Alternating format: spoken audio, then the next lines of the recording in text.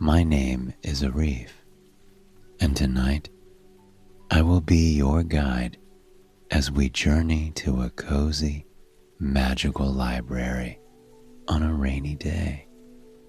Together, we will step into wondrous books and be transformed as we learn and grow together, exploring peaceful, serene places and words you don't often hear used. Before we begin, however, let us take a moment to relax and find comfort in the space that we are in, here and now. Close your eyes and allow your body to sink a little deeper into the mattress beneath you. You have no obligations at this moment. There is no to-do list. All you are meant to do here and now is rest. And you are already achieving that by simply closing your eyes and relaxing. You do not need to sleep immediately in order to rest. By lying back and listening to the sound of my voice, by trusting me to take you on this gentle, relaxing journey, you are already giving your body and your mind the gift of rest. With your eyes closed and your body resting, we are going to begin our journey to the library. Without opening your eyes or imagining what the library around you looks like, focus on the smells and the sounds. Smell that earthy, comforting aroma of well-worn books that have been passed from hand to hand for generations, inspiring different minds and making life worth living. Here, as other library goers flip through the pages gently, relishing in every word that their eyes skim over. And that aroma, can you smell it? It's the fragrant steam rolling into the air off of freshly brewed Earl Grey tea. You do not see who is drinking it, but you can hear the gentle clinks as they stir their warm tea, breathing in the aromatic steam. In the distance, you can hear the scribble of someone writing in a notebook. The strokes are long and intentional, blobbing and curling, cursive to be sure. You wonder for a moment what they are writing. From the cadence and the smoothness, the softness of their strokes, it would be fitting for them to write poetry. On occasion, you can hear them rubbing their thumb over the smooth page, contemplating the words that they have written. It is an act of love and care to craft something from nothing, an act that the people of this library and the people who created the books within it are well aware of. You can hear people sitting back on the plush chairs in the library, resting their weary bones and minds. You hear the squeak of the worn brown leather couch and the soft brush of the green velvet wingback armchairs rubbing against their autumn clothing. And far at the front of the library, to the left of you, you can hear the librarian stamping book after book with their dark black ink. You hear the sticky pull as the stamp rolls off the page and the encouraging, soft thud as the book is closed and handed off to whoever is borrowing the book. You hear their footsteps retreat as they head out of the library and into the world. And as they open that door, you hear the chirping of birds, flitting from branch to branch as they make their way through the world. And now that we have taken the time to acclimate ourselves and find comfort in the space that we are in now, I want you to imagine yourself opening your eyes and seeing this brilliant library for the first time. It is a true work of art. The tall, tall ceilings stretch 2 stories high, and the top is covered in a mix of beautiful watercolor frescoes with intricate crown molding and glass skylights that give you just a peek of the outside world. And my, is it a perfect day to be at the library. Overhead, the sky is an ethereal mosaic of grays, blacks, and soft whites. Thick clouds blanket the heavens, and cascading down from them are dozens, hundreds of raindrops, all gently dancing against the skylight above you. The sound of that rain pitter-pattering against the roof and the glass is a background, ambient noise to the rest of your journey through the library, one that brings you comfort. All around are thick mahogany bookcases that stretch all the way up to the ceiling. There are rolling ladders with them, the kind you've only seen in fairy tales and libraries that have existed for hundreds and hundreds of years. A few people stand upon them, reaching over to find the right book. As they stand over these works of art and stories hidden inside of them, you find yourself sitting on one of those old brown leather couches.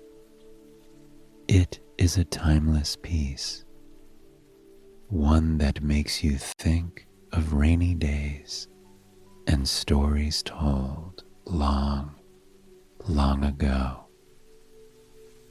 The library is largely empty now. A few people sit in chairs on the outskirts of the room, against stained glass windows, flipping through books and sipping the coffee or tea they've brought along with them. You meander over to a cozy tea and coffee station that the library has set up in the corner. You pour a steaming cup of hot water into an orange mug. Then grab a chamomile and lavender tea bag and plop it into the cup. The fragrant steam rises and relaxes you almost immediately.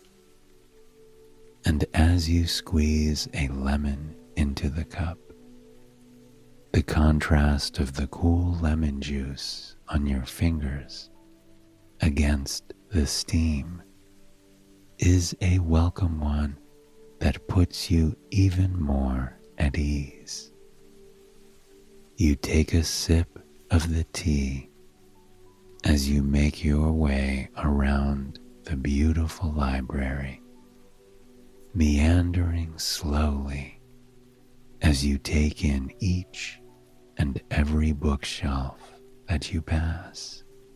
You think for a moment of all of the words bound within these leather backings, all the words that you may not know, and all of the ways they can be used.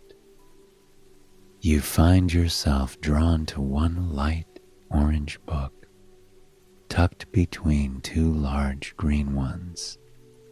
The outside of the binding reads Aurora in tiny gold script. And as you open the book, you find the pages blank. You scroll through them, perplexed, wondering how exactly this book came to be and what purpose it serves. But then, in the very center of the book, there is one thing written rather plainly. Aurora, originally the name of the Roman goddess of sunrise.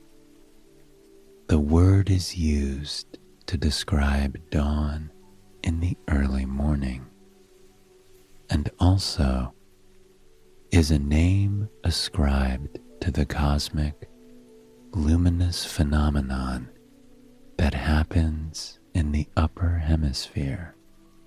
You had never truly thought about what a beautiful word it was. You stare at it for quite some time, soaking it in, and then something strange begins to happen. The words on the page get a golden glow around them.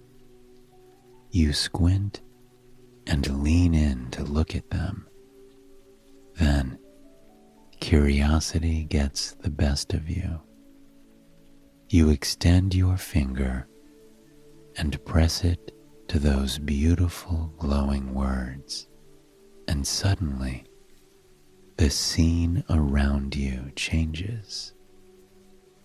You feel as though you've been sucked into a vacuum within the book. For a moment, the world around you is an otherworldly mix of sparkling colors, as if you are traveling through time and space itself. And then you land upon the ground.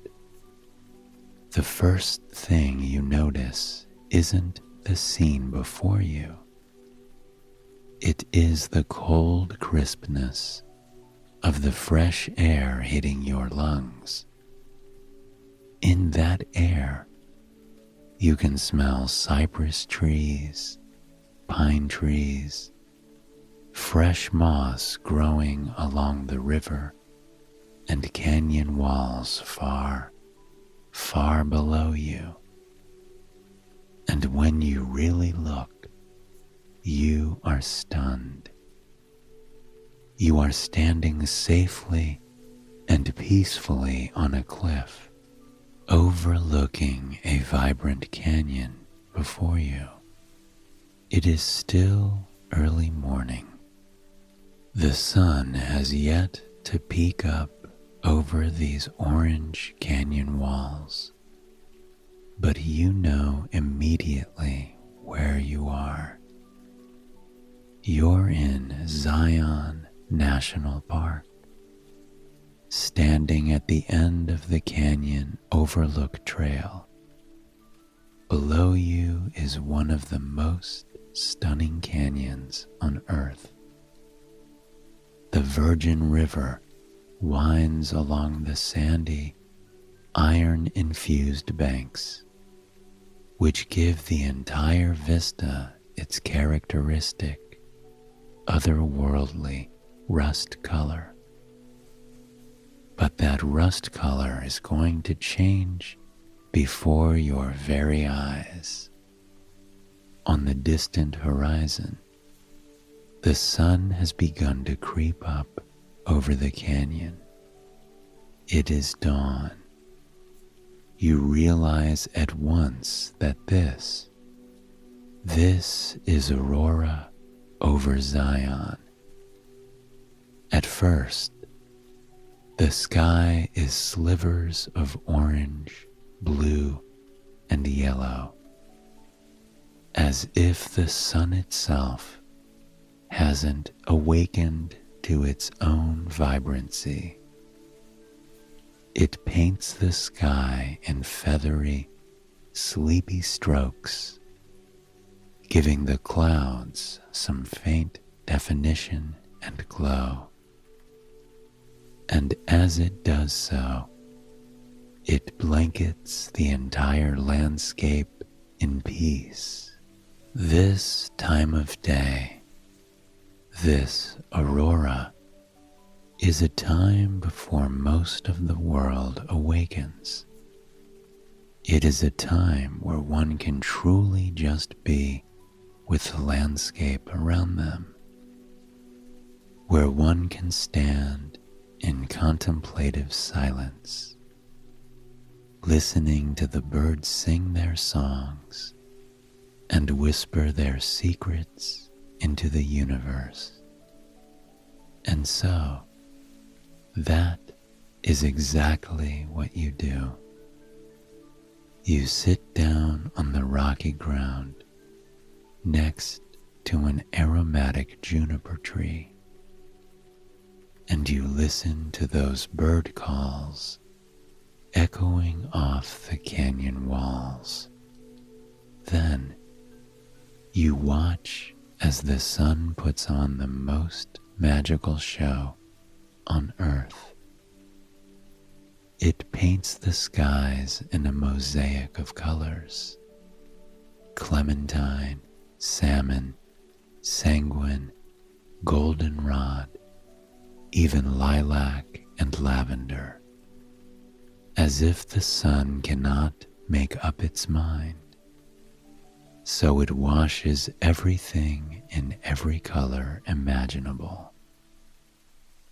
But perhaps the most beautiful thing of all is the way this light splashes across the canyon in slow motion, changing the colors of the walls as it moves. It illuminates the tips of the mountains first, giving their brilliant orange color a spotlight for the world. Then it creeps down, down, down, down over the canyon walls, illuminating them slowly in blue, then gold, then bright crimson red. You can't help but view it much like a painting, like the heavens have to do this task every morning to make the landscape beautiful for the long and magnificent day ahead. Just as the sun touches the river below, you feel yourself sink back. Once more, you are in that otherworldly space between worlds. in a sea of colors and lights, feeling utterly at peace. And then you blink, and once more you are met with cold, fresh air. Only this time it is much, much colder. Above you is the inky black sky now. There seem to be thousands of stars twinkling just above your head, so close that you feel as if you can reach out and grab them. Reach out and feel them pulsing in the palm of your hand. You are so mesmerized by the sky above you that for an instant you don't even notice the sound of the crackling fire just beside you.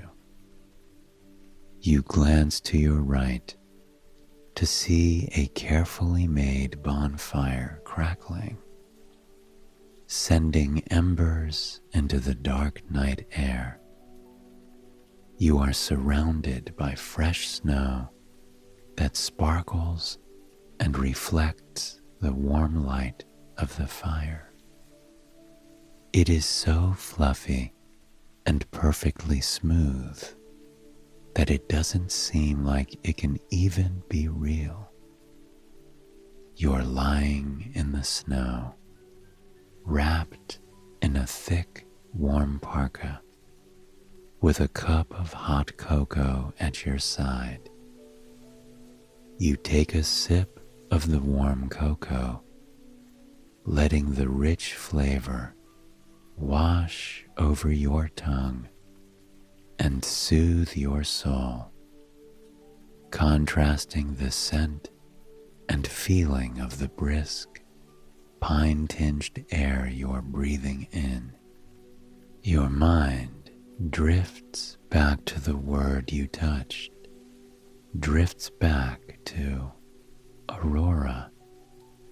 You find yourself whispering the word simply to see how it feels against your lips.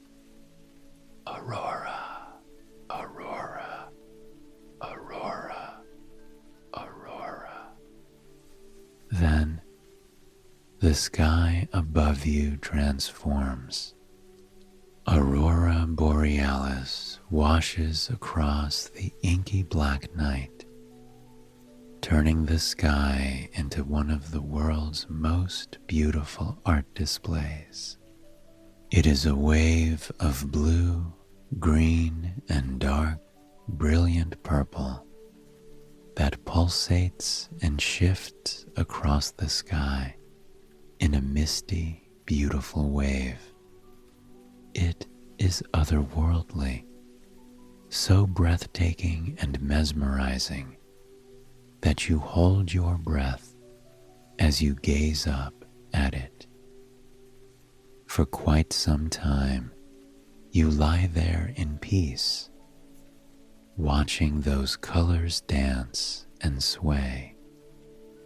The tall pine trees are silhouetted by the lights, adding a depth that only makes the scene more beautiful than it already is. You feel something gentle land in your hand. You turn your head to see yet another book in your grasp. And this one isn't as plain as the last. It is coated in etchings of flowers and pine trees. A distant land that you feel completely drawn to. You run your fingers over the cover. It reads, supine. You feel the word dance over your tongue. Supine, supine, supine, supine. You lift the cover of the book and scroll through blank page after blank page, looking for the definition, looking for the story this book is trying to tell you.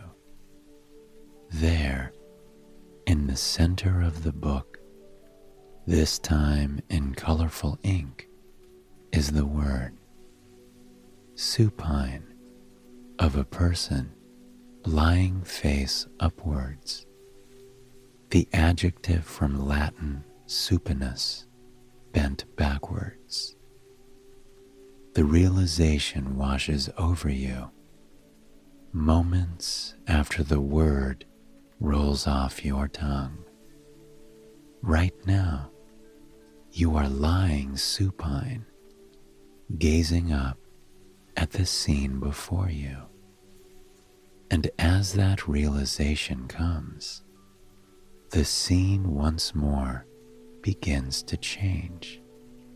This time, you close your eyes. You feel the gentle tug of your body as you are brought into that vacuum of space, that in-between worlds, and then you are lying supine yet again. But you don't open your eyes immediately. This time, you keep them closed for just a bit, just to see if you can guess where you are. You can hear the rustle of plants all around you. You can feel soft earth brushing against your skin, kissing you as the breeze winds across wherever you are. In the distance, you can hear birds chirping loudly, the way they only chirp on a warm, beautifully sunny day. And, indeed, you have no doubt that it is sunny. You can feel the sun on your skin, causing your muscles to relax more and more with every passing second. You feel as though you are beginning to melt into the soft ground beneath you. The breeze dancing over your skin keeps you just cool enough underneath the brilliant sun.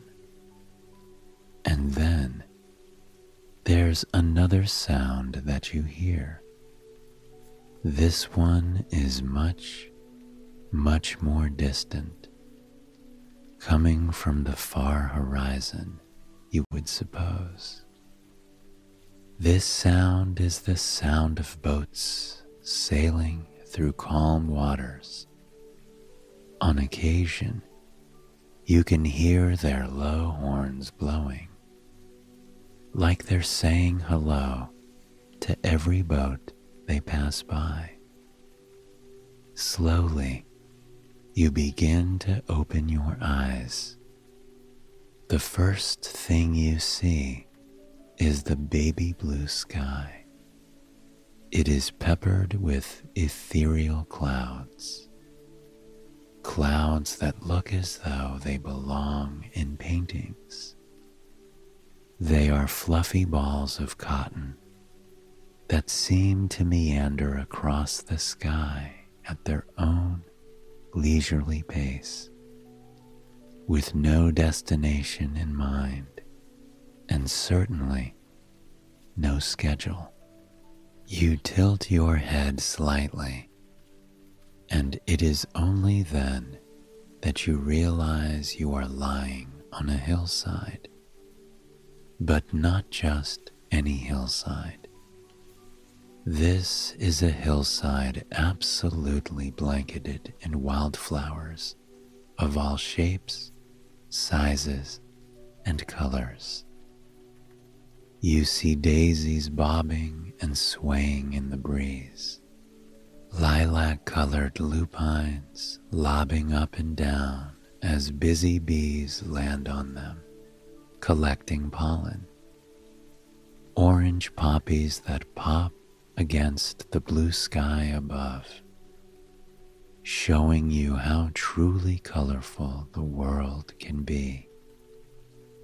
In front of you is something almost as beautiful as the flowers around you. At the base of the hill is a harbor town laced with cobblestone streets. The docks and boardwalks extend out into the sparkling ocean, which stretches as far as the eye can see. Old, antique boats pepper the harbor, moving almost as leisurely as the clouds roll overhead. You think about life in that peaceful town, what it must be like to be a resident waking up on a lazy morning on the hillside coated in wildflowers. How it must feel to breathe in the soothing aroma of nature's finest bouquet day in and day out. And then you think for a moment about where you are, about how nice it is to lie supine on your back, with no goal in mind but to simply be, and to let your body relax and unwind. You close your eyes yet again and listen. You can hear the buzz of the busy bees flitting in the flowers around you.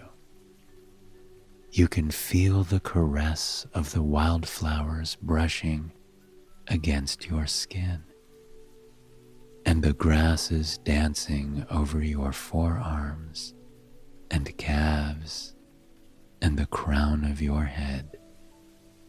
It is so serene, so calm. You feel yourself growing sleepy, and then two sensations surprise you. First, you feel something land upon your nose. When you open your eyes, you are greeted with the sight of a butterfly resting upon your nose, gently flapping its wings. It takes off from its perch and floats above you. You can see the sun through its thin, airy wings, which are so gentle, so precious, that it's hard to believe they can even keep the butterfly aloft.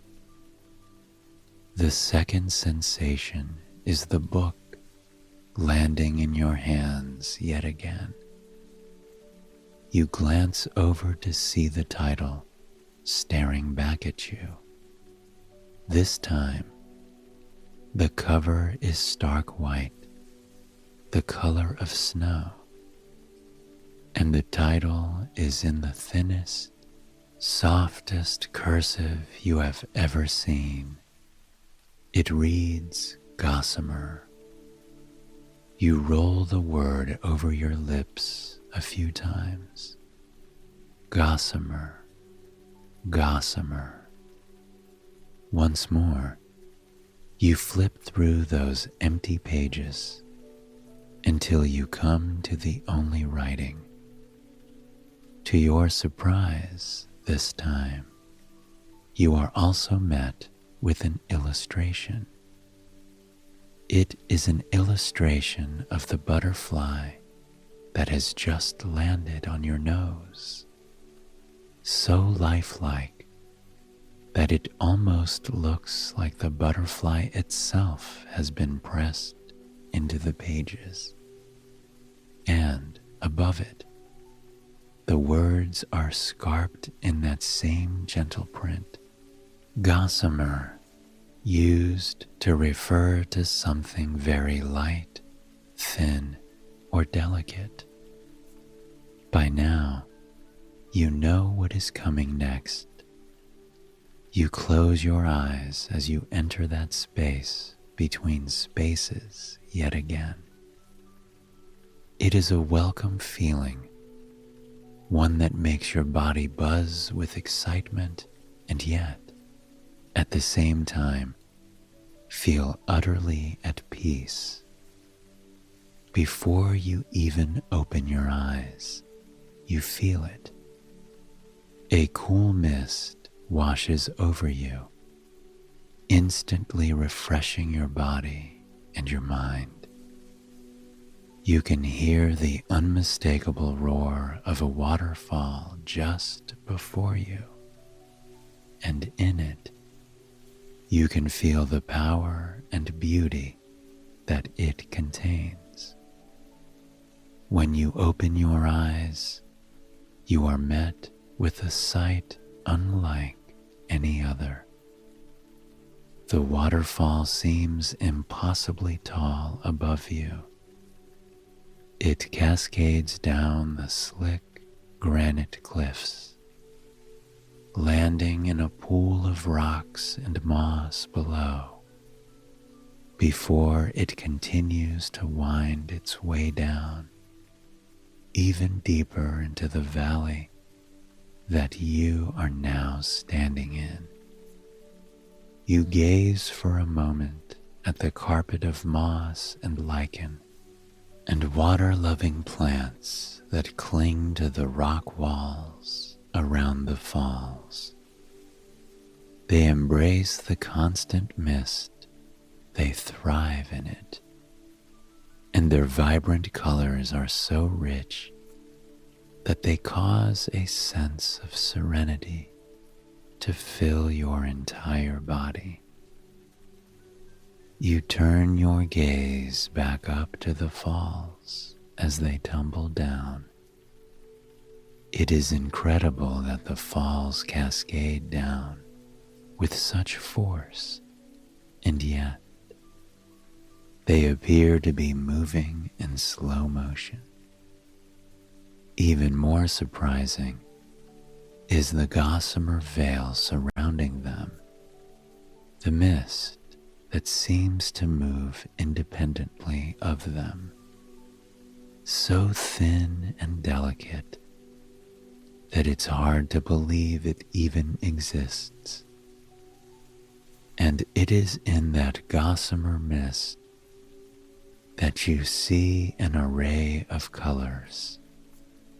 It is a rainbow, light refracting from the sun that has just peeked out from behind the thick storm clouds overhead. It is breathtaking to see a rainbow suspended in space like this, sparkling alongside the waterfall as it continues its journey down into the canyon. You watch this for quite some time, relishing the feeling of cool mist on your skin. But then there's another feeling, only this time it is at the top of your head. You gaze up to see raindrops cascading down from the dark clouds overhead. Within seconds of them beginning to fall, the landscape around you seemingly changes. The pine trees seem to be an even brighter green now, popping against the sky as raindrops collect on their fragrant needles. You watch them magnify the world around them before slowly dropping from the trees and landing in the loam below. You scurry away from the waterfall and settle underneath a tall oak tree to watch the rain fall. You breathe a little deeper now, taking in the newly awakened aroma of the forest. You can smell that brightly scented moss, the briskness of the air, the tart, piney aroma of the trees and herbs around.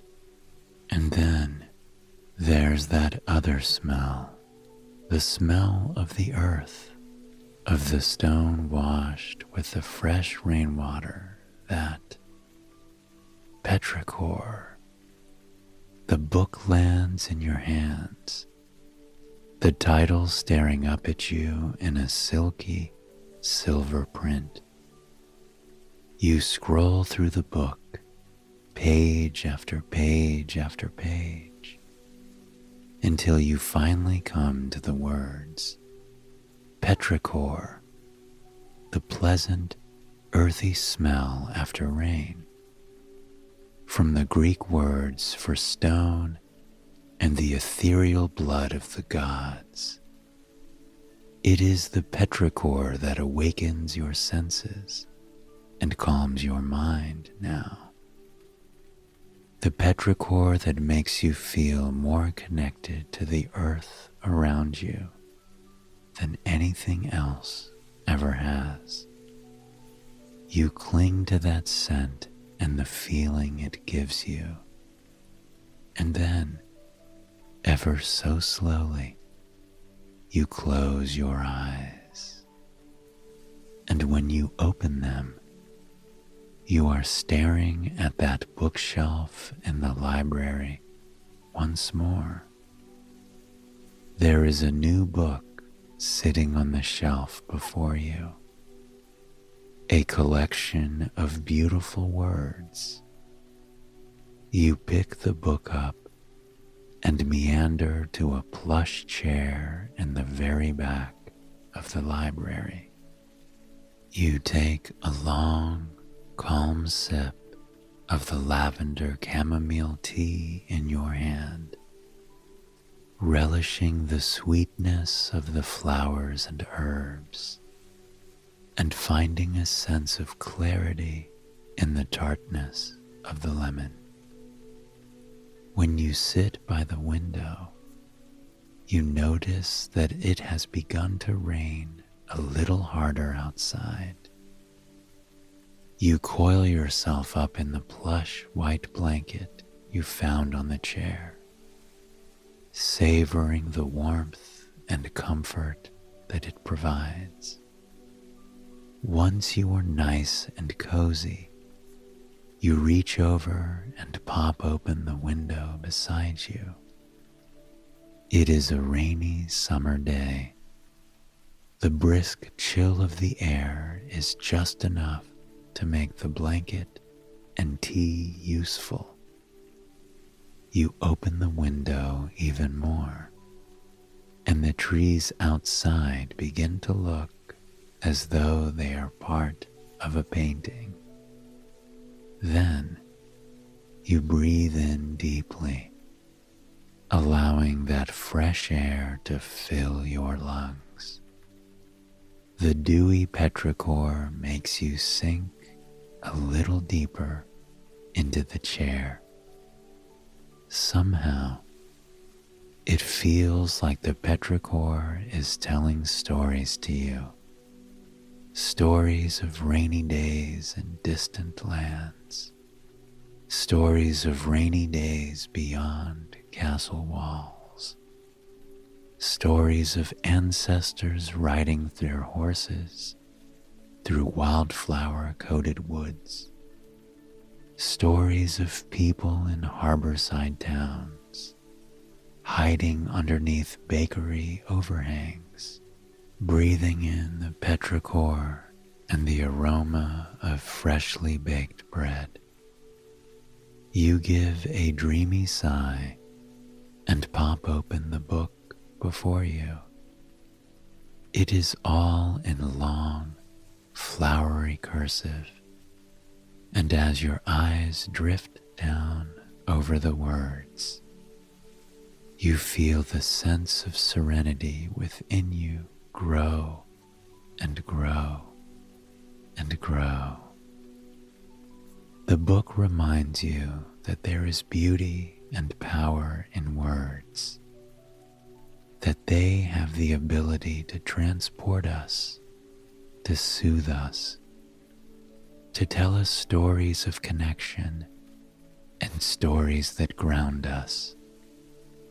There are always new words to learn, and always new places those words can transport us to. By simply being in touch with the world around us, we allow our bodies to rest. So whether it be awakening to see the aurora, or traveling far north to see it, or lying supine in a meadow filled with gossamer-winged butterflies, or standing beneath the gossamer mist of a roaring waterfall, while finding peace in the dewy petrichor the falling rain creates. There is rest waiting kindly for you whenever you are ready. I hope you have enjoyed this story, and it has brought you a night of peaceful, restful sleep. Please join me again tomorrow night for another sleep story. And until then, sweet dreams.